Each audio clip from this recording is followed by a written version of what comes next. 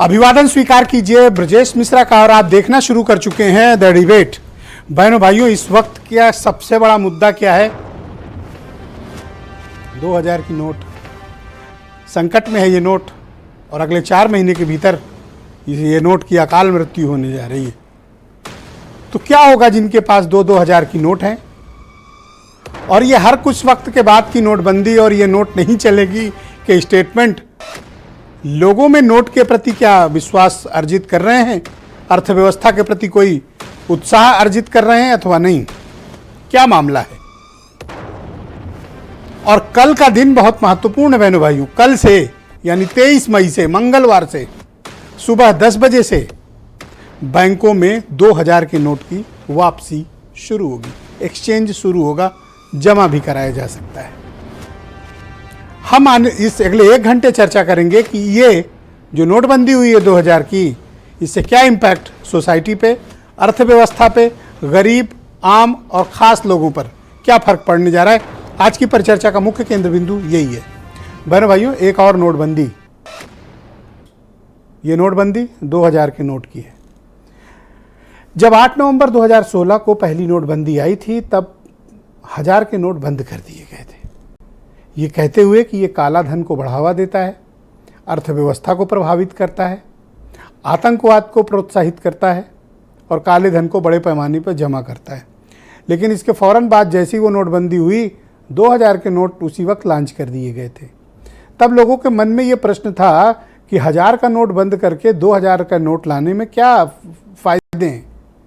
तो बहनों भाइयों, 7 वर्ष के बाद ये महसूस किया, 6 वर्ष कुछ महीनों के पश्चात, भारत की सरकार और रिजर्व बैंक ऑफ इंडिया ने कि 2000 के नोट हमें वापस ले लेनी चाहिए। इस नोट के वापसी की घोषणा हुई और कल से बैंकों में इसे जमा करने की तिथि भी है। यानी अगले 4 महीने तक, 30 सितंबर तक ये नोट बैंक में जमा किए जा सकते हैं। अब प्रश्न 2 उठते हैं। नोटबंदी के वक्त 2000 की नोट क्यों लॉन्च की गई 1000 का नोट बंद करके? पहला प्रश्न। दूसरा, 2000 का नोट मार्केट में लाने के पीछे का कोई थॉटफुल प्रोसेस था या बस यूं ही उसको लॉन्च कर दिया गया?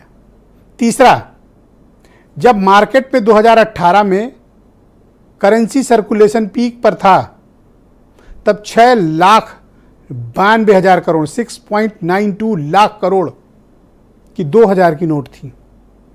लोगों ने होर्डिंग शुरू कर दी, उसको रखना शुरू कर दिया और आज 2021 के आसपास का जो डेटा आया था वो बता रहा था कि महज 3,90,000 करोड़ रुपया चलन में आया। कुछ वापस भी हुआ आरबीआई में, कुछ लोगों ने होल्ड कर लिया। 3 लाख करोड़।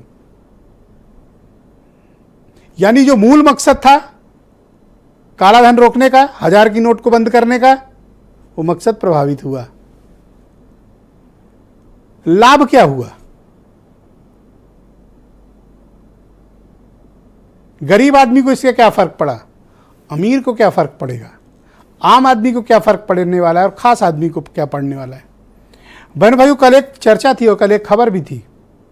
तमाम ज्वेलर्स के यहाँ जो सोने का रेट 63,64,000 प्रति 10 ग्राम है, 2000 के नोट के बदले अगर वो सोना दे रहे हैं तो 67,000 से 70,000 रुपया प्रति 10 ग्राम दे रहे हैं। फ़ायदा कौन बना रहा है? ज्वेलर्स बना रहे हैं। परेशान कौन हो रहा है? जो 4 पैसे कमा के रखा हुआ है। बहन भाइयों, हर धन काला धन नहीं होता है। कोई धन काला या सफ़ेद नहीं होता है, प्रक्रिया काली और सफ़ेद होती है। मैं फिर उस बात को कह रहा हूं, कोई भी धन काला नहीं होता। धन अर्जित करके रखने की जो प्रक्रिया है वो काली या सफ़ेद हो सकती है। लेकिन इसमें पिस्ता कौन है? वो आदमी जिसके पास रिसोर्स नहीं है, जो कमीशन नहीं वहन कर सकता है, जिसने अकूत पैसे नहीं कमाए हैं, उसको 2000 की नोट बदलने में 1 घंटे नहीं लगेंगे। 1 घंटे नहीं लगेंगे, उसकी नोट बदल जाएगी। उसको क्या है, 2-4%, 5%, 10% कमीशन दे देगा। लेकिन परेशान कौन होगा? आम आदमी। क्यों? लाइन में लगना पड़ेगा। कहाँ? बैंकों में। क्या व्यवहार होगा पता नहीं, भीड़ कितनी होगी, नो वन नोज। हर आदमी गाढ़े वक्त के लिए, भारत की सोसाइटी जो है, भारतीय समाज, अपने किसी भी घर में आप देख लें, किसी भी घर में पुरुषों को नहीं पता होगा उनके घर की महिलाओं ने पैसे रखे हुए हैं, थोड़े से सही, गाढ़े वक्त के लिए, कभी इमरजेंसी में काम आएंगे। उस वक्त के लिए घर के लोग, घर की महिलाएं, बुजुर्ग थोड़े पैसे का संचयन करते हैं, और अचानक से एक दिन ऐलान होता है कि फला नोट बंद।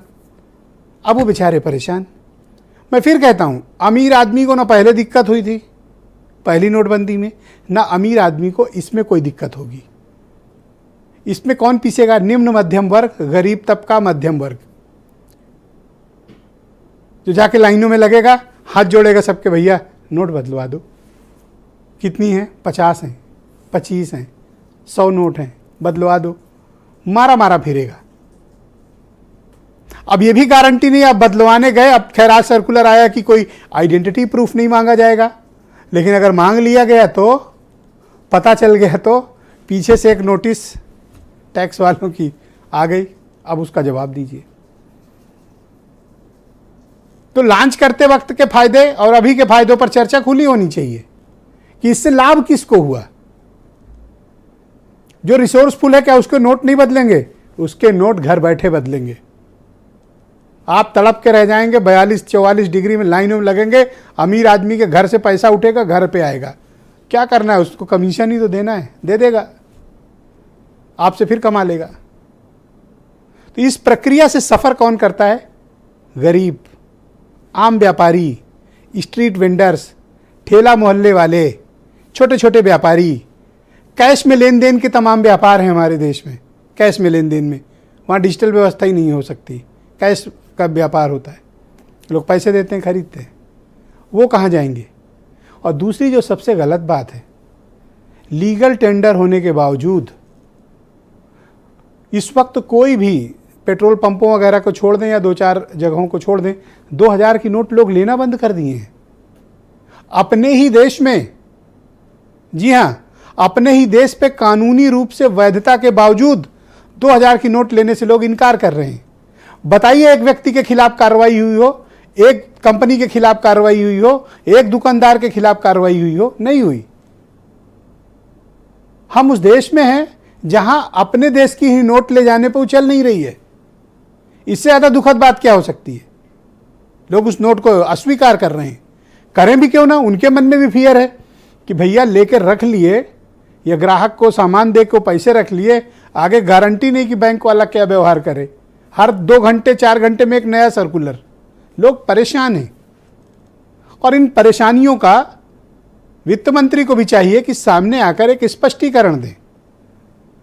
आरबीआई के गवर्नर ने दिया है, लेकिन जब तक पॉलिटिकल एग्जीक्यूटिव सामने नहीं आएंगे, लोगों के मन में ढाढ़स नहीं बंधाएंगे, तब तक इस तरह की बेचैनी समाज में, अर्थव्यवस्था में, गरीब तबके में, नौकरी पेशा वाले में, छोटे छोटे व्यापारियों में, उन घरों में जिन्होंने थोड़े थोड़े पैसे कलेक्ट करके रखे हुए हैं, वो परेशान हैं। और इनकी चिंताओं को एड्रेस किया जाना चाहिए।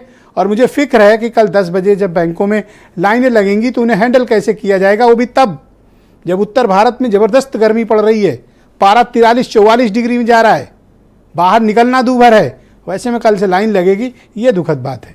कुछ बयान सुने, फिर आज की परिचर्चा को हम आगे बढ़ाएंगे। डिजिटलाइजेशन में जो इंडिया आगे बढ़ा है, उसके बाद तो वैसे भी इतनी बड़ी करेंसी की आवश्यकता नहीं है। छोटे मोटे उसके लिए छोटी करेंसी है। बाकी डिजिटलाइजेशन को बढ़ावा मिल रहा है, वो आगे बढ़ रहे हैं। इसके कारण से इसका कोई फर्क पड़ने वाला नहीं है। हाँ, जिन्होंने 2000 के नोट होर्डिंग करके रखे हुए हैं, उनको थोड़ी तकलीफ होगी। वो अपने निर्णय पर कहीं स्थायी नहीं हो पाते, कभी ये नोट बंद, कभी इसमें ये संशोधन, अपने निर्णय पर कभी स्थायी नहीं रहते हैं। तो वो खुद अपने निर्णय को गलत बता देते हैं, कभी सही बता देते हैं, कंफ्यूज है खुद, और कंफ्यूजन में डालें जनता को कंफ्यूज करके ही महंगाई बढ़ा करके लूट रहे हैं। और जनता त्रस्त है, जनता इसीलिए भारतीय जनता पार्टी के खिलाफ है। समाजवादी पार्टी और अखिलेश यादव जी के पक्ष में जनता है इस बार। या तो 2000 रुपए का नोट शुरू करने का फैसला गलत था, या फिर अब बंद करने का फैसला गलत था। और जिस वक्त नोटबंदी की थी, उसमें जब सैकड़ों लोग मारे गए थे, सब लोग लाइन में लग गए थे, पूरा देश लाइन में लगा हुआ था, क्या नरेंद्र मोदी जी उस गलत फैसले के लिए माफी मांगेंगे राष्ट्र से? हमने ये डेट दिया है कि 30 सितंबर तक आप रिटर्न करिए। 4 महीने की समय है, कोई जल्दबाजी की जरूरत नहीं है। आराम से आपको जब भी टाइम हो, आप नेक्स्ट 4 सितंबर 30 तक आप आराम से आके उसको एक्सचेंज करिए या अमाउंट अपने अकाउंट में, खाता में डिपॉजिट कर दीजिए। तो इसीलिए चिंता की कोई कारण नहीं है। ये एक अजीब इत्तेफाक है कि प्रेस नोट जारी करके नोटबंदी करने वाले आरबीआई के गवर्नर जब जनता के बीच बहुत कन्फ्यूजन और भ्रम फैलाए तब आए हैं मीडिया को बयान देने। जिस वक्त इनकी ज़रूरत थी उस वक्त इन्होंने सिर्फ प्रेस नोट जारी किए थे, वो भी अंग्रेजी में, जो बहुत से लोग हमारे गांव गरीब नहीं जानते हैं। और अब जब से कन्फ्यूजन फैला हुआ है तब आकर आज मीडिया को ज्ञान दे रहे हैं कि क्या करना चाहिए। उस वक्त ये गायब थे।